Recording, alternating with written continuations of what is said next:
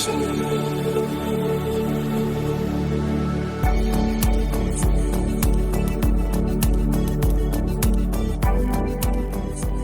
to the Climate and Coordination RCAST, where every week we'll be discussing topics related to all things climate change and RChain's role in the solution.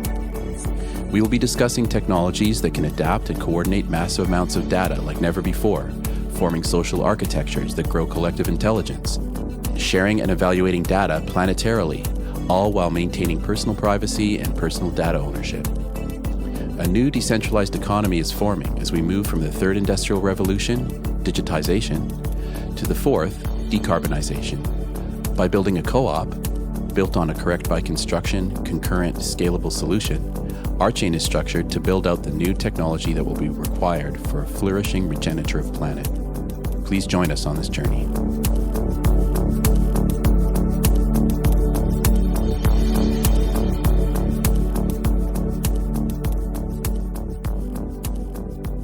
Okay, good morning and welcome to this week's Climate and Coordination RCAST. We have Jim Whitescarver and Kleiner with us again. This is fantastic to have these amazing experience minds with us. But first, we're going to talk a little bit about a couple of news stories. And I know Darryl has a news story as well that's very relevant to our community. The first story that I wanted to discuss comes from The Guardian, and this, I'm not sure if this is exactly news, but I guess it is news in the context of nature.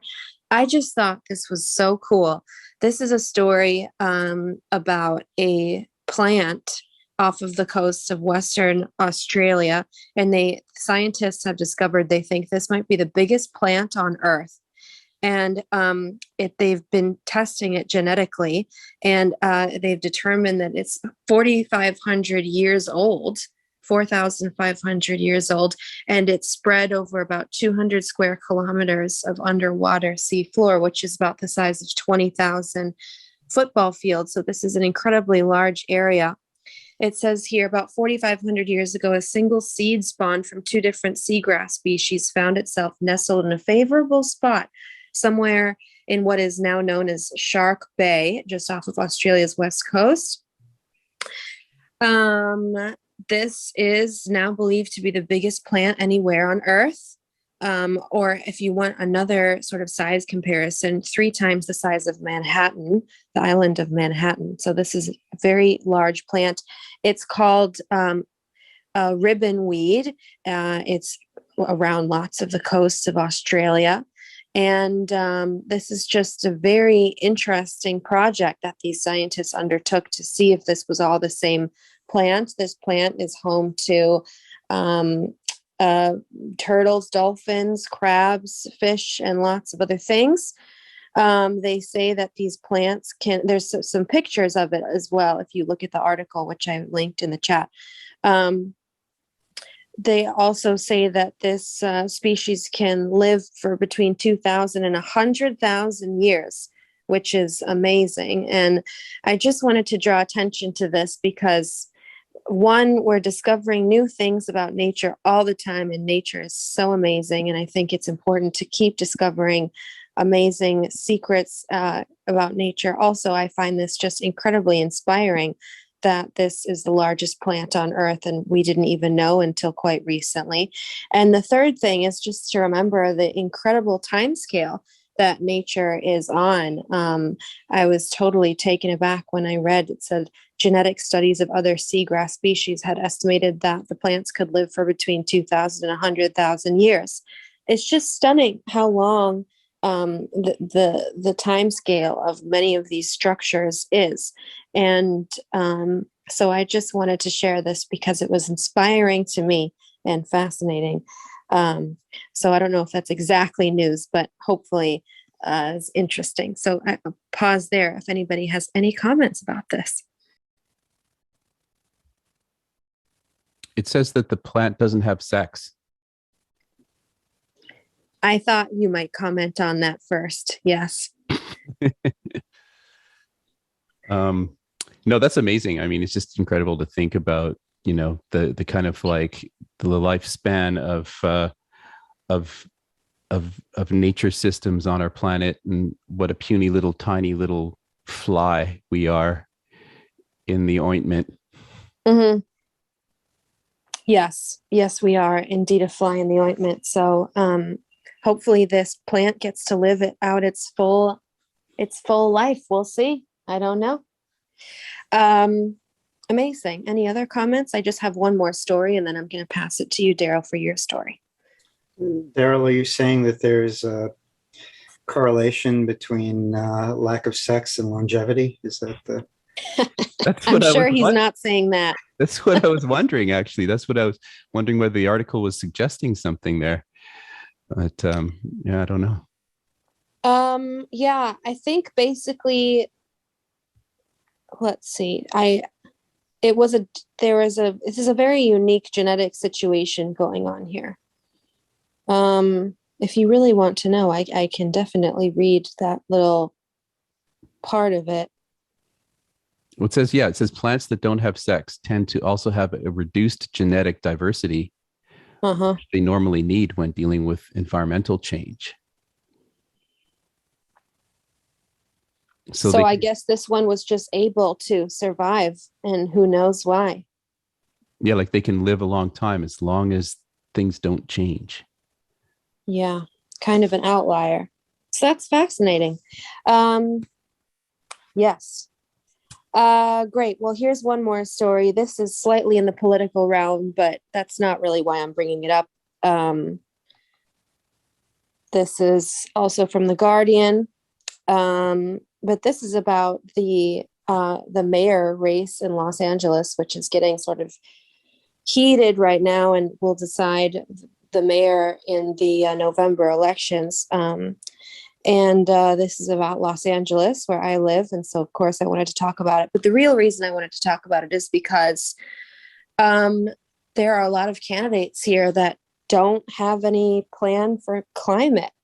And I wanted to bring this up because I think we're going to see soon that there is going to be a lot more demand for political candidates to have a solid plan for climate, especially in places like LA or like New York, Florida, maybe Arizona, certainly Washington State, and other places where climate has already become a year-round issue, whether it's flooding or fires or heat waves or electrical grid maintenance, or things that, have already been, especially in Texas, where people have already died from a failure of the electrical grid. And it's expected that those pressures are going to continue. And it just shocked me. One of the leading candidates, again, I'm not here to really discuss the politics of it, but one of the leading candidates in the mayor's race has absolutely no climate plan at all. And so it's really shocking that this is happening, because I know there are a lot of other issues that are important. And, obviously there's a lot that people want to have fixed, which I think is really positive, because, when there's a lot of room for potential, there's a lot of room for people to band together. There's, great cooperation that can happen, innovation, all that stuff. But I think it's important that we not get distracted from these difficulties with climate, because, Los Angeles in particular is in a major drought. The drought has been worsening over the past few years, and luckily we haven't experienced, oh good, Greg is here. Luckily we haven't experienced yet a situation where we turn on the tap and like water doesn't come out. But at that point, it gets so incredibly intense and so heated, and people get so angry and so desperate, that at that point is not the time to, really work on this stuff. I think it's important to conserve our resources and to have real plans about how to innovate and how to solve these problems before people turn on the tap and no water comes out. And we are at real risk of that now. So anyway, I just wanted to share this and just remind people, because there are primary elections happening and elections are coming up, to remember that we're going to be in real trouble if we don't elect people of any political viewpoint that don't have real climate plans. And it's so easy to get, even in a place like LA, where the heat and the electrical grid stress and drought and fires are all, people know these problems up close and personal. But still, we have one of the leading candidates who has no plan for climate at all. So I just wanted to remind people of that, and I'll pause there for comments and then pass it to Darryl for his story. Nora, when you said plan for climate, I thought you were going to say a plan for reducing emissions or not contributing, but you're really saying this is a plan for crisis. They don't have a plan for extreme weather crisis. And that is, maybe it's not a public plan, but that it's hard to imagine anybody responsible, for example, for sewage or something like that, just not thinking about it, not thinking about what they're going to do with water. So it's interesting that they don't. Yeah, I mean, of course, I think long-term plans for decarbonizing and all that stuff are incredibly important too. But yeah, I am talking about, immediate needs of people when certain systems fail, because they have been failing and they'll continue to fail. So we do need plans for that. So yeah, we need plans for that all over the country. So when you're voting, think about that.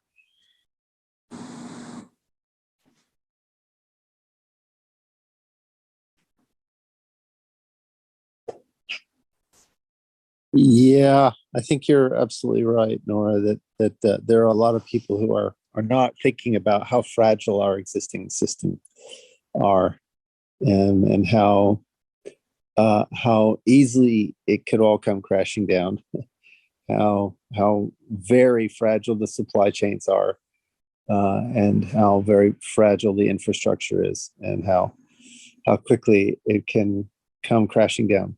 So yeah, making sure that we're working in the public sector with folks who are aware of how difficult the situation is right now, and how rapidly things are going to disintegrate is a good idea.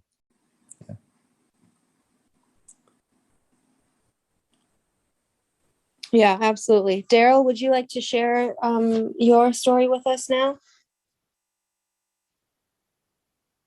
And you're muted, just so you know. Yeah, okay, sure. I'll quickly just share this story. Just came in this morning. New York State Senate passes Bitcoin mining moratorium. So basically the idea is that it would bar new mining operations that are powered by carbon-based energy sources for 2 years. So forcing Bitcoin to go green in New York through government mandate.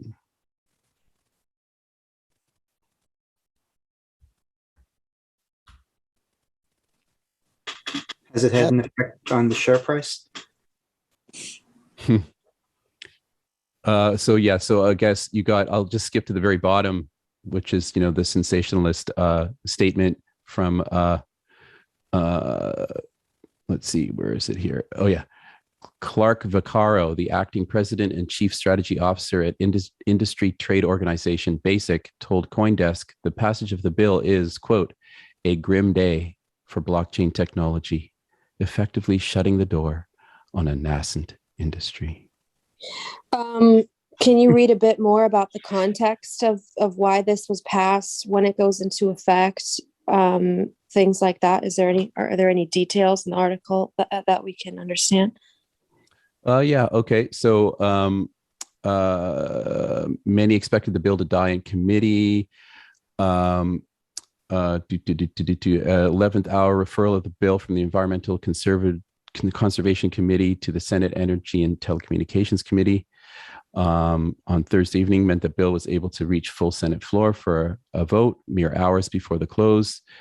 It was fairly bipartisan in that both parties ended up voting it in. Yeah. So, I'm just kind of skimming through. It just came in this morning, so I haven't even read the whole article yet. But Bitcoin Association, John Olson, a lobbyist with the Bitcoin Association, he feared that the moratorium could be extended or turned into a ban over the course of the next 2 years, which could drive away companies seeking to set up shop near New York's cheap energy sources. And then, of course, there's the threat of mining operations moving out of New York and to Texas.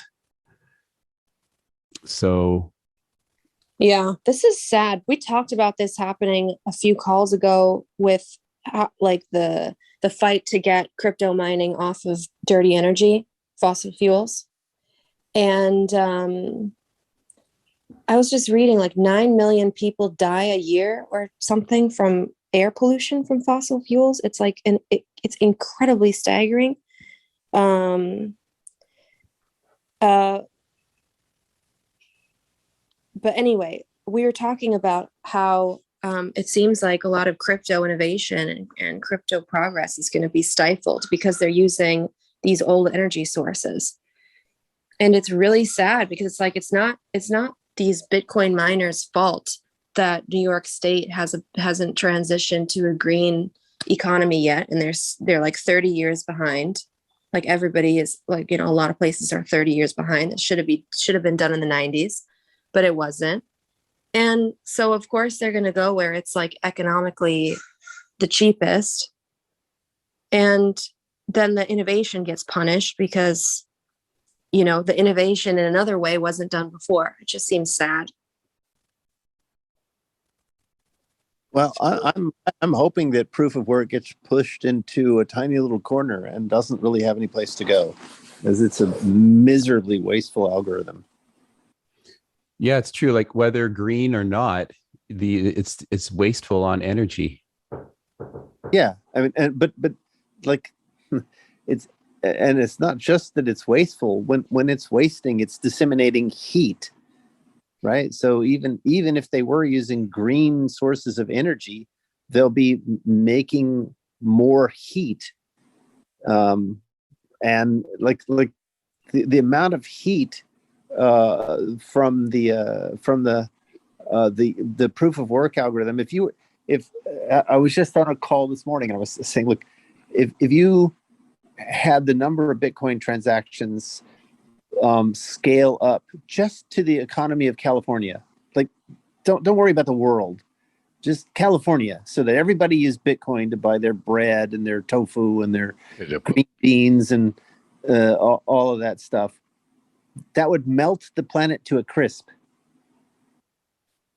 It's not a good algorithm. we don't want people to be using proof of work algorithms. It's just bad.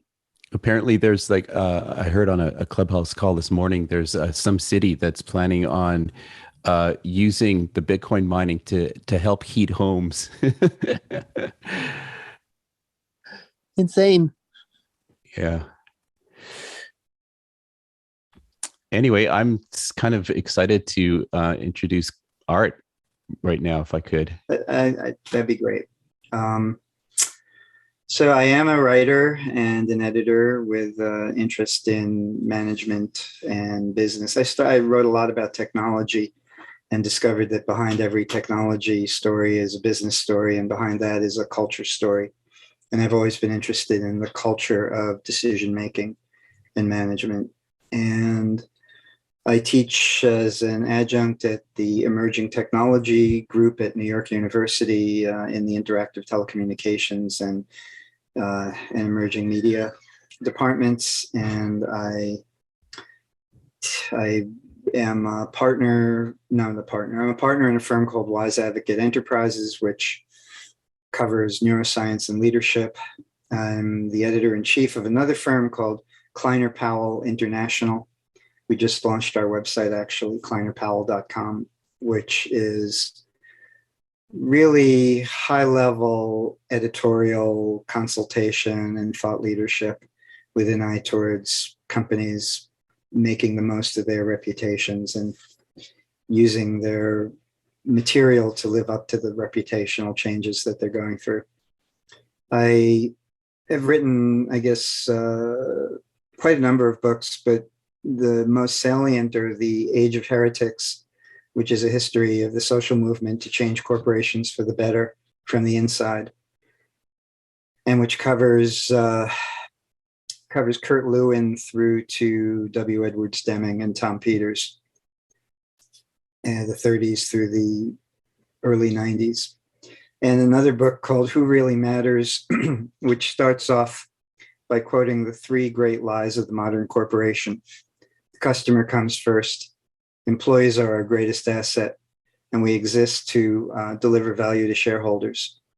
What corporations actually do is try to figure out the answer to the question, I don't want to be the one to walk into Frank's office and tell him it's not going to happen.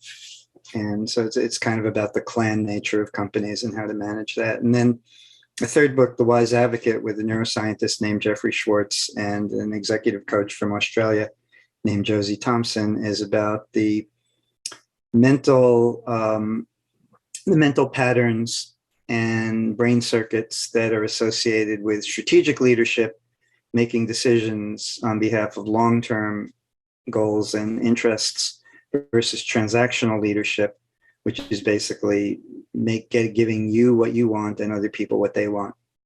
And so I guess my bailiwick is the nexus between what we feel and what we have to do in the world at large, especially right now when we're in a moment of pivotal change around a number of long trends, of which climate change is a big one, but not the only one, as you guys know.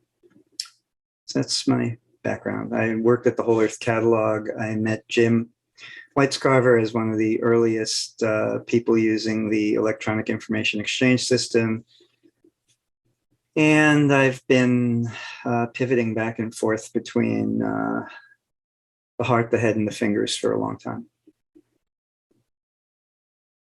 in the sense of fingers on a keyboard, and that being a computer keyboard.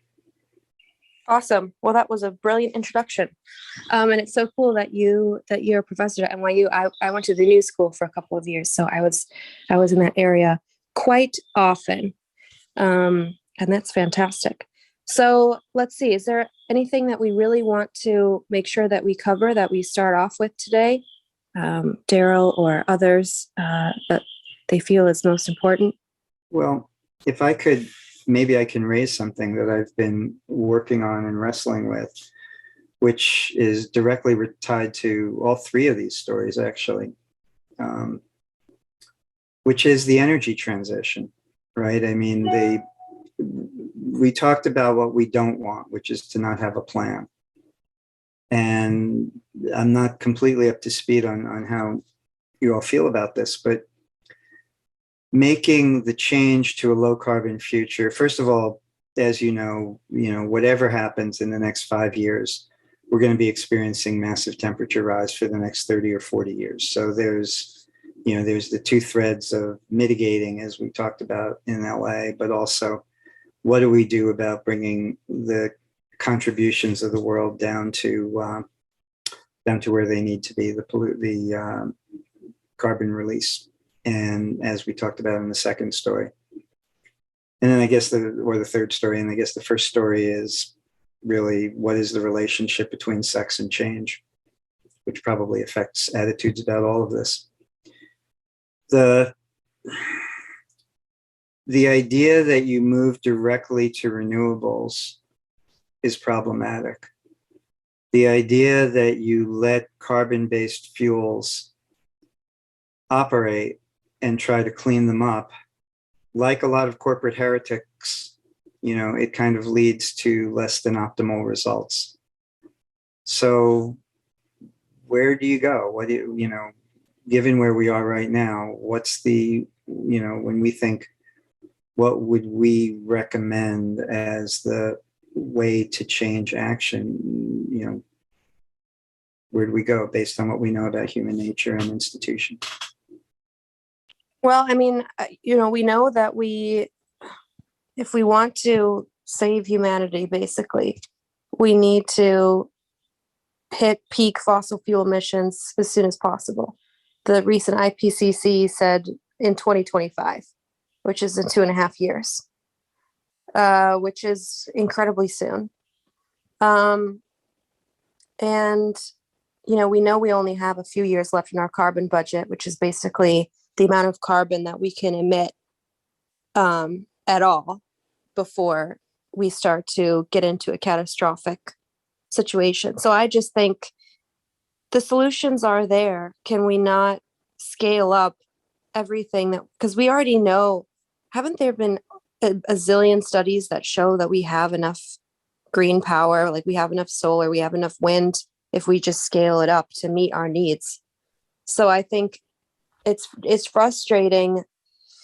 I think one of the things that is really difficult is when we have, global political situations like this horrible invasion of Ukraine, that can sometimes slow a lot of efforts. Because people need oil and gas immediately now. But I think I wish that more politicians and I wish more regular people understood the facts of climate, like I just laid out. Because I think people, they think we have a lot of time to do this, but it's incredibly intense, the timeline that we're on now. So I wish more people understood that. Nora, who is we? Which we? Well, you say we have, only a couple of years to do this. I'm thinking like Humanity. Well, no, because it's mostly just a few rich countries that are doing, far and away the most in terms of oil production, in terms of consumption, in terms of all of it. So I guess by we, I mean all the richest nations who have done the most damage historically and who still do the most damage. But compare that to the emerging countries who are rapidly moving into the middle class and using coal where necessary, just because that's the fastest way there. So but we know that a lot of them sort of tend to follow certain trends. So I think if the rich countries in particular say, okay, look, we did it and now you can do it. But of course, everybody has to do it. And I don't really believe in the argument of this country is looking to this one to do it, and then that one's looking to another, and then everybody is immobilized. Obviously, everybody needs to do it, but there's no question that, there's a handful of countries that have, have caused the most problems for everyone else. So we should be the ones to transition first, I think, and to help other countries transition. This is great. And you guys invited me on, and I hope I don't overstay my welcome, but I'm going to really take advantage of being invited to raise a way of thinking about it that I'm struggling with. I'm right there with you, Nora, that the rich countries have probably an extra amount of responsibility based on the, for lack of a better word, hegemony that they've had over the Industrial Revolution and its effects for the last 200, 300 years. I'm also a little leery of, if I may, so you find out what you bargained for when you invited me in. And I'd like to tell a story that I'll keep it succinct, but the point of the story is to explore the question, what does it really take to get major decision makers to change? And how do you then influence a company or a political leadership or a group of decision makers to actually change? And my view of politics is a lot like Tom Wolfe's in The Bonfire of the Vanities. I think there are all these interest groups that have limited power, including government, that sort of run up against each other in unexpected ways. And what we call moving forward is often the unplanned and unexpected consequence of all of these actors kind of hitting each other's boundaries. and discovering that they have competition where they didn't see it before. I also think that's how companies work a lot of the time, internally. And so about 40 years ago, in the early 80s, when a lot of people were wrestling with exactly the same problem of unintended long-term consequences of immediate short-term solutions. And when the seeds were laid for a lot of the sort of political overgrowth that we now have in the United States and elsewhere. Two people I know wrote a book, or one person I know and his co-author wrote a book called The 10% Solution. It was about the experience they had with corruption in places like Argentina, where one of them was an Anglo-Argentine executive named Ted Newland, who worked for Shell.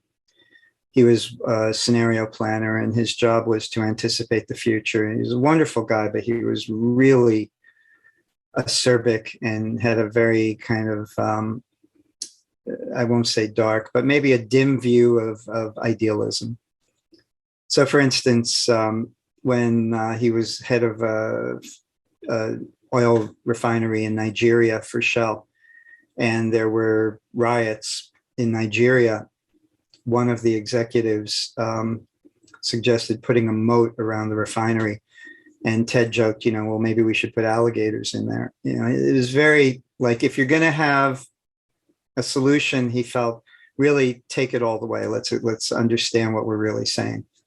So the book said that if you want a country to come out of poverty and emerge into a really full-fledged industrial economy, you need 10% growth.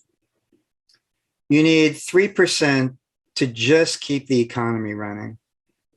You need another 4% to build out the new infrastructure that you're going to need. So for example, broadband and digital, but also, ships and, ports and airports and roads and railroads and, essentially a lot of the stuff that was debated in the first year of the Biden administration. You need about, another 4% growth on that. And then on top of that, you need 3 or 4% that will just go to the people who run things. They won't admit it, but basically they need to capture that amount of income for themselves, for their own growth and that of their families, or they won't let anything else happen. And we should just accept it. This is a natural way of life. This is how human civilization has always operated. And I thought about that a lot and the book actually never got published. No surprise. But I worked on a proposal on it with them.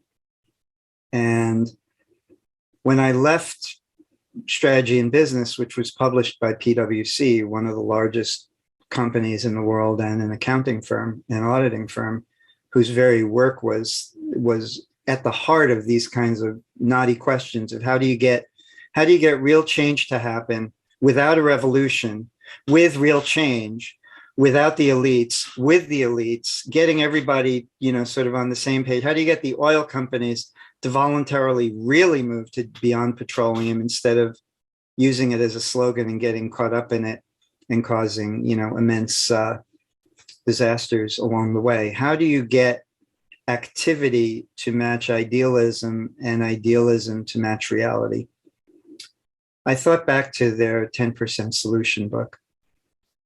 And I realized that a lot of the challenges that we're facing now are all around the question of how much is appropriate to buy the participation of those who are already running things, paying lip service to change, but not necessarily supporting change because, as the saying goes, it's very hard to get somebody to agree with something if their paycheck depends on them not agreeing with it. How do you get people to act in their long self-interest as opposed to their short self-interest. And, Jeremy Rifkin says you do it by cultivating a sense of abundance. Others say you do it by, overturning, those who are in power or have control over the wealth, but they'll just move from New York to Texas, as we just discussed.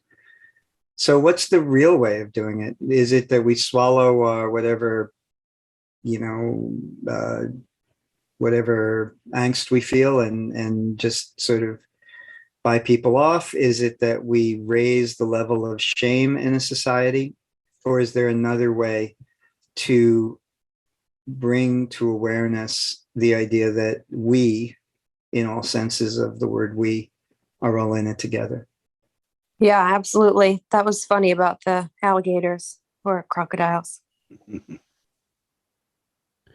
Yeah, I mean, I think, if I try to put myself in a position of someone who might have power or influence, it's so clearly not an easy answer. We can't just turn off oil. We have to transition, or there's going to be other kinds of geopolitical conflict and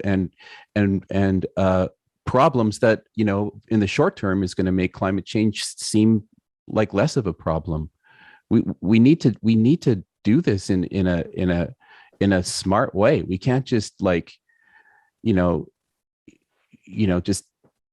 use activism to shut stuff off. That's to me a very foolish kind of way of looking at the solution. So I resonate with a lot of what you said, Art. And it's clearly something that you've put a lot of thought into, and you've spent a lot of time thinking about from your history.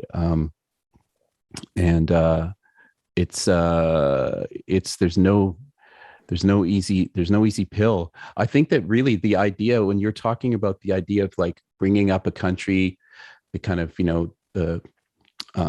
the idea that, getting them up to speed to the industrial age, I think those ideas are already done. Like, we have to actually, I like what Daniel Schmachtenberger says when he talks about we actually have to go through a phase shift in our thinking as a species, and that includes a complete readdressing of the whole paradigms that the Industrial Revolution brought us. So even the notion of bringing a country up to speed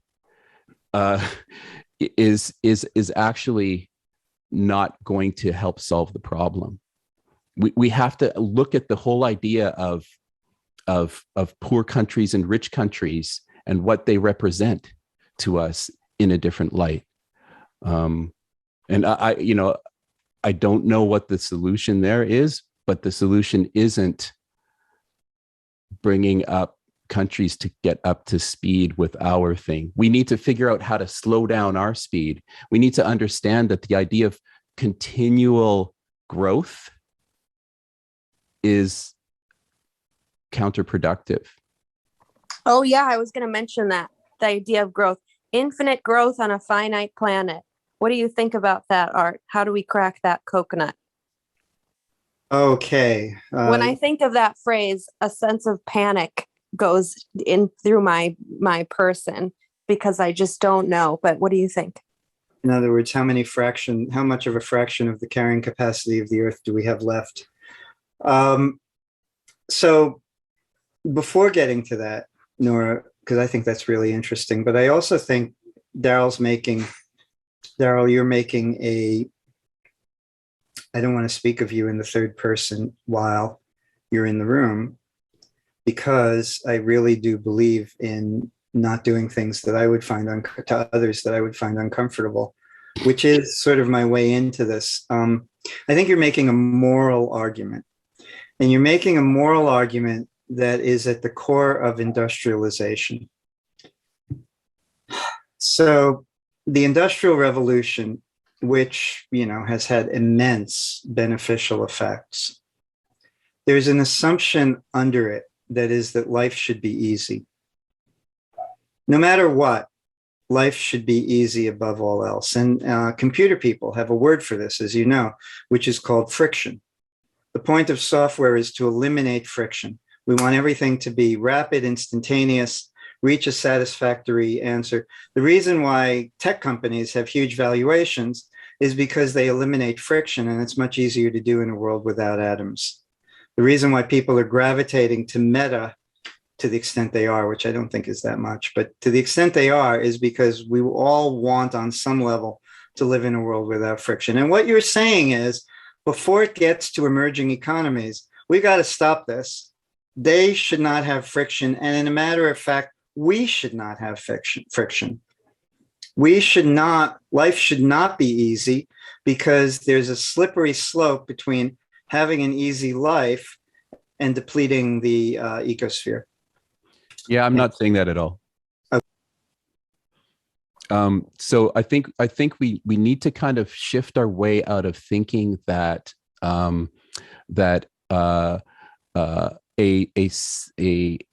civilization that's built around money as the main driver is somehow the only way to do it. So I'm kind of, what I'm talking about is kind of like, somehow in Star Trek, The Next Generation, there's no money. Somehow they figured that out. And, you know, I'm not talking about universal basic income, but I do think it's possibly a good step. But I think that we can actually create a world like Star Trek, The Next Generation, where there's all sorts of wondrous technologies that have been developed, all sorts of amazing things that have been created, but they haven't been created through the drive for profit. They've been created in some other way. And like I keep getting back to, the idea of a phase shift in humanity is what actually is required for us to survive. We literally have to shift majorly in our way of thinking. And I certainly believe that that if we continue to think along the terms of money being the driver for innovation, money being the driver for making life easy, is not going to help us get there. I think we have to rethink money, basically, for the most part. Murray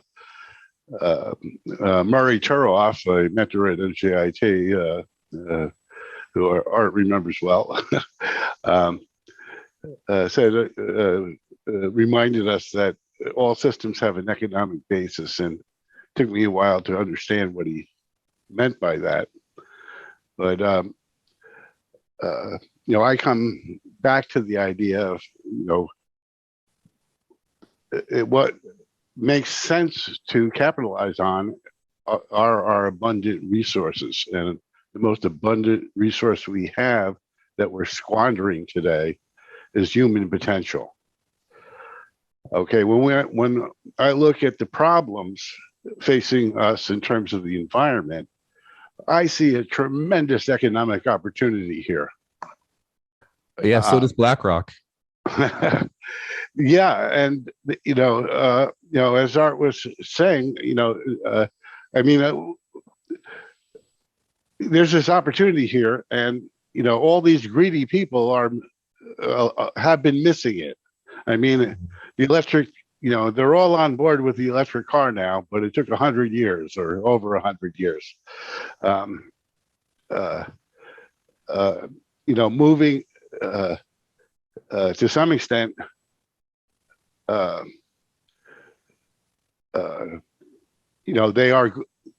going to be involved in the change, and in order for them to embrace the change, they're going to have to see it as an economic opportunity.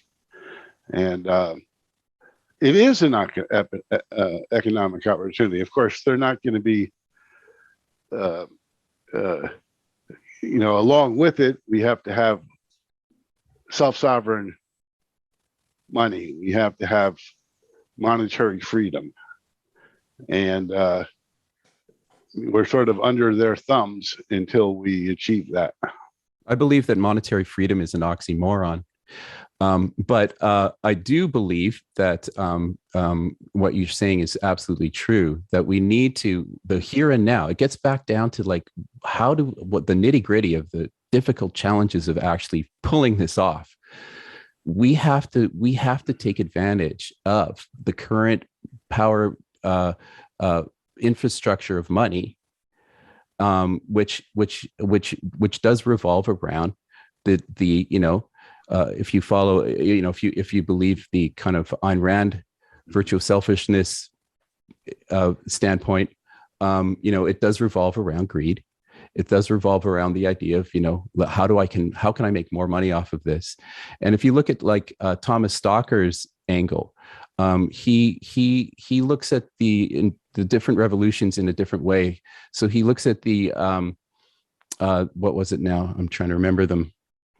He's looking at the fourth industrial revolution as decarbonization. The third was digitization. The second was industrialization. And I can't remember what the first one was. Agriculture.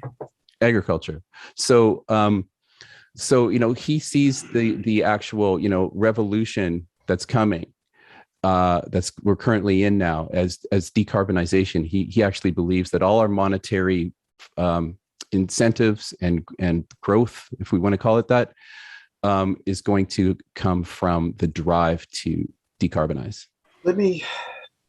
I'm conscious of the time that we have, and you've opened a lot of doors. Everything you said about money, I think there are nuances too, and I would sum it all up by saying, I think we're all against exploitation. And then from beyond that, there's lots of things to say about money. I would say two things. First, as long as I earn a living and support my family, I can't be completely against money. I can be against a lot of the exploitation that's associated with it, but the only system I've ever heard of that would rival, the second thing is the only system I've ever heard of that could potentially rival money as exchange would be something like the gift economy. Bingo. Marcel Mauss. Yeah, or the house. Lewis Hyde or anything like that. But, making that work in practice might not be worth the thought power and effort to make it happen. But let me come back then. We can't rush that. We can't rush it. We can't accelerate it. It has to just kind of happen. But yeah, I totally agree. Yeah. I sort of interrupt. No, and it's something to aspire to. Or we could merge the money economy and the gift economy. And so that's the point, really. Anything to do with economics is really to do with deeply embedded emotions about who I am, what I own. The we is everyone. And the desire to hold and own, the desire to control, the desire to be free, the desire to get returns, the desire to create, all of these involve money. All of these are deeply embedded in human nature. An ideal system would be fair in a way that many current structures are not. And let's just leave it at that for the moment. But so now we have an ideal. And that ideal has existed for a long time without much urgency because we didn't have climate change to worry about. In other words, human beings were not as capable of creating misery as they are today. They also didn't have as much knowledge because they didn't have the internet, but they also didn't have as much confusion because they didn't have the internet. So we're in a kind of a pivotal time. Yeah. The really interesting point for me is about how to muster the kind of emotional gauge, the emotional capabilities to move forward. And I've just lost my train of thought on this because I've been so careful about choosing the words I'm going to use here. But and I'm trying to capture it.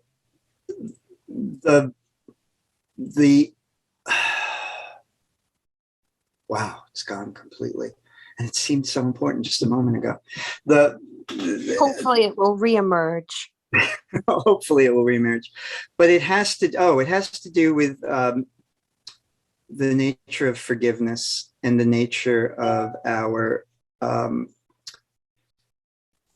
of whether we tolerate greed because we have to, or whether we, boy, oh God, that's not it at all. I don't want to sound dumb. Somebody else speak, I'll capture it. I would just mention that, universal basic income is something that is broadly agreed upon. Of course, the powers that be don't want any part of it. But to some extent, this culture of greed is created because people have to be that way to survive. Mm-hmm. And, if we took that away, I think we would see change happening. We would see the generosity emerge that someone who's trying to basically survive is going to react against or not participate in. My dad once told me, money isn't the root of all evil. It's the love of money is the root of all evil. And what do you replace it with? If you replace, what, I guess that's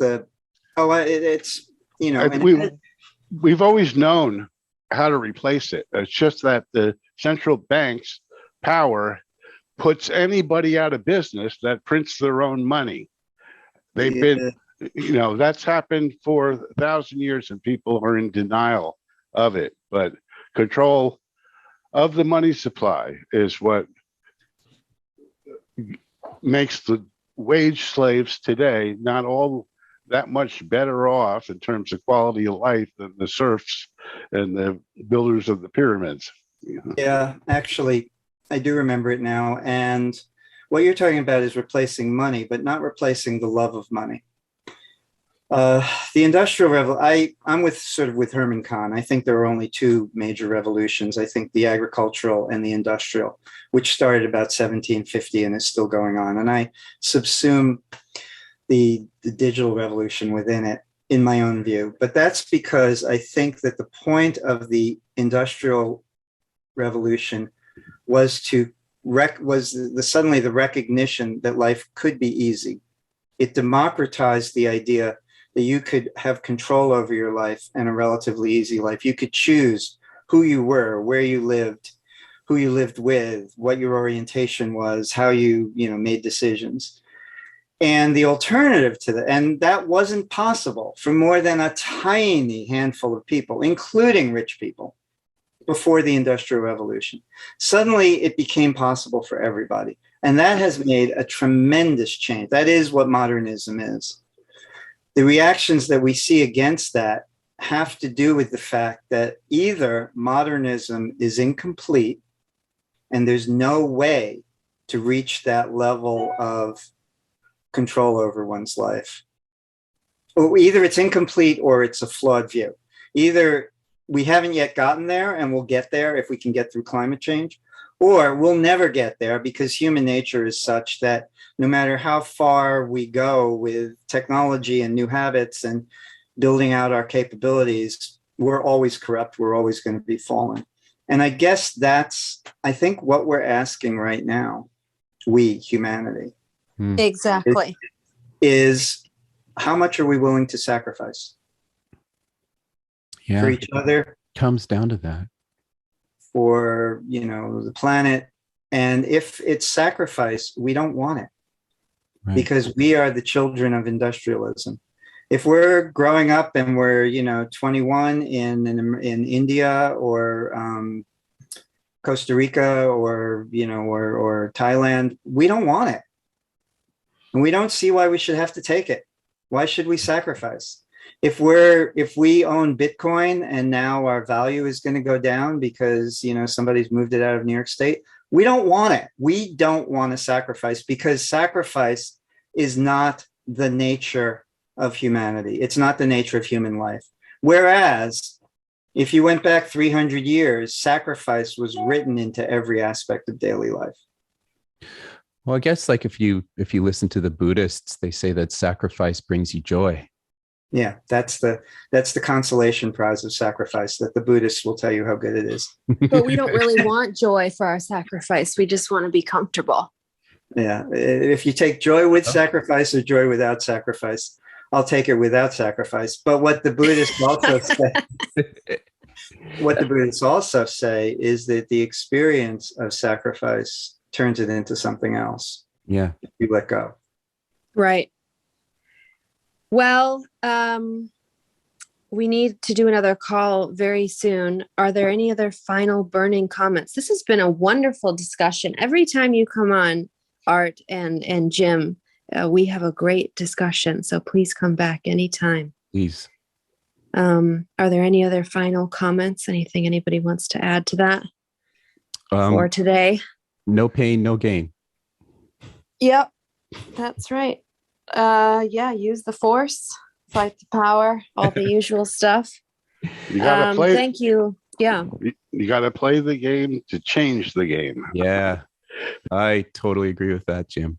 Thank you, everybody, for a great discussion. Thank you to Art Kleiner. Thank you, Jim Whitescarver. Thank you, everyone.